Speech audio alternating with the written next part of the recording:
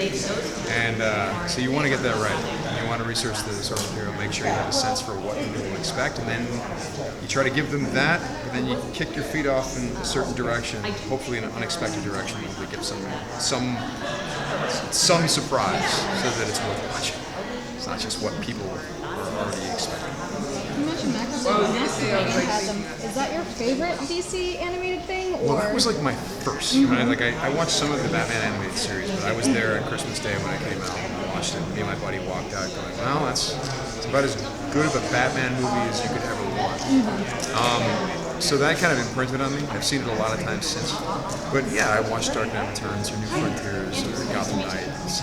I watched all that stuff. So when they called me up and said, hey, want to do a DC animated film? I'm like, yeah. So that was about as much deliberation as I could.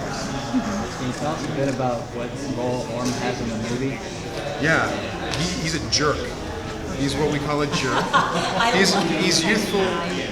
He is well-intentioned, but he's youthful and arrogant. And that youthful arrogance and impatience ends up running away with him, and he starts making some mistakes. And then he compounds those mistakes with like 5 bigger mistakes, much bigger mistakes. Sort of almost as an ego move. Like, no, I meant that. I'm this guy. This is where I'm going to go with it. So they feel badly for this guy. They really do. He's not, by the end of this film, what you would term as a happy, self-actualized person. Maybe I'm the greatest and most confusing names. I'm curious, if you had the chance to rename it, what would it be? Bad water guy. Tall, drink water. I see what you do. Like that. Yeah, I like that one. Well, Aquaman's been really underrated for a really long time, and now he's kind of, I think a lot of people are coming out of the woodwork as fans. Yeah. Are there any other underrated characters that you think should be getting their due right about now? Yeah, that little bat imp that showed up back in Bat-Mite? Yeah, the little dude. Bat-Mite. Yeah. Bat-Mite. Yeah. Crypto's been showing up just fine, so he's okay. Crypto's very popular. Speedy the Cat. Mostly Bat-Mite. I want to know what he's like in his apartment. I want to know who he dates. That type of thing. Yeah. Makes sense. What draws you to doing genre work versus other work? I've just always been a fan of this stuff all the way back to Superman. Why? Because when you take the themes and the problems that people have every day, and you pump them up 1,000%, they become superheroes. They become superhero stories. They become mythological, and they become something that is a little bit more universally digestible. So much so that we all grew up in this, right? So when I mess up, when I do something bad, I feel weirdly ashamed to be fans of the things that I'm a fan of, because I don't feel like I am following what I've learned from those stories. That's actually the truth. That's actually the truth. So it's kind of a geeky truth, but it's true. But I do have a leather jacket to offset that. Hey. So are you also a fan of the DC comic books then? Are you a comic book reader? Yeah. Or Yeah. what you reading right now? Well, I just finished the Batman Year Zero Volume 2, which was really interesting. Yeah. And I thought I just like what they're doing with the younger Bruce Wayne character. I haven't read everything Batman, but I've read quite a bit. Like when I was 12, it was Dark Knight Returns, Batman Year One, Arkham Asylum, and Dark Knight Returns. And so I know Batman pretty well, but it's interesting to see new takes on the character, or different ideas about the character that I hadn't quite considered 80 years after the invention of the character. I think it's impressive. I know Jason Mara mentioned that he would love for there to be like a Court of the Owls like DC animated thing. I loved Court of the Owls. Yeah, that and like Zero Year. I would love that. Zero Year was great. Court of the Owls was great. I like the fact that Zero Year tried to tell a version of the Red Hood story. And this whole notion that, is that really the guy, or did they just get some patsy to put on their hood and speak a bunch of lines? Yeah. And it left it open to still buy into the Killing Joke version of that story, which we don't even know if that's the real story. I mean, the Joker tells so many strange things about his past. You never know what's imagination, what's just him having fun, and what's actually happening. It's fun. It's all fun stuff. You've been playing more of a villain than a hero. Is it your preference, or would you rather play a hero more or a villain? What's more fun? I I like trying to create complex good guys. But I suppose my character being human would have been both. He would have been hero and villain at the same time. And I found that very interesting. It's hard. If the role is hard, then I want to do it. If it's easy, I don't even really know how to approach it. I've never been an actor who got rewarded for just like showing up and saying lines. I suck at that. It's got to be something interesting or some sort of unexpected little twist that I can get excited about. If I can do that, then I'll do a better job.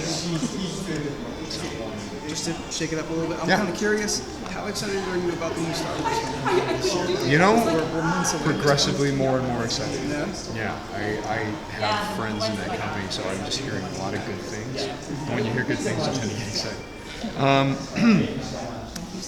It's the first Star Wars movie we've seen in a long time where we don't know what's going to happen.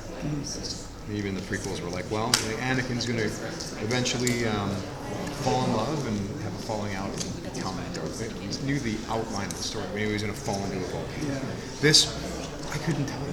I have no idea. But I so desperately want to know what happened to Luke Skywalker. If you had the opportunity, would you be in it, or is that maybe... No, I wouldn't. Is it a little I'm too lying. grand? Yeah, I certainly would. I would love to. Sith or Jedi?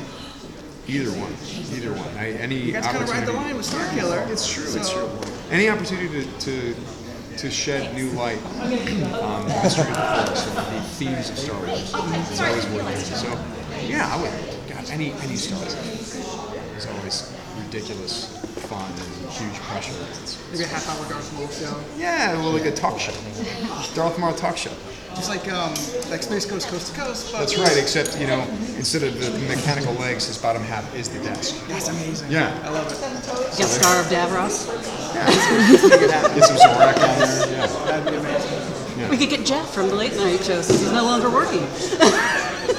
If you could sit down and interview your character, what would be the one thing you'd want to make sure you got away with learning? I'd be like, what the hell is your problem? Would you back down, pal? You can turn back. It's okay. Come here, bring it in. You need some hugs. You definitely take the mask off and get Poppy a hug. That's what I'd say. Let's go get coffee and stab me with the trident. Which, by the way, should be noted, the trident, a little piece of information about the trident, and you guys might want to write this down. It is, by my math, doing the math face, 3 times as effective as a spear. It's 3 times as effective as a spear. It is a spear, but it has 3 points. So every time you stab someone, you're actually stabbing him 3 times. Trident is 3 times as effective. It is a 3 times better weapon than a spear. Don't go out and buy a spear. Buy a trident. They're working on a 9-dent, which is 3 times better than a trident. 9 times the spear. Stab a guy, and 3 tridents come out, and you stab him, and he's got 9 stab wounds to deal with. Wouldn't it be more like a fork versus a knife, though, and maybe you When it comes push to out the pain and look. maybe... They're barbed. It's not about that. It's about the spork. The spork is a technological feat that we have not seen since the butter knife, to be honest. The spork is a spoon with fork properties. It can perform the function of a fork.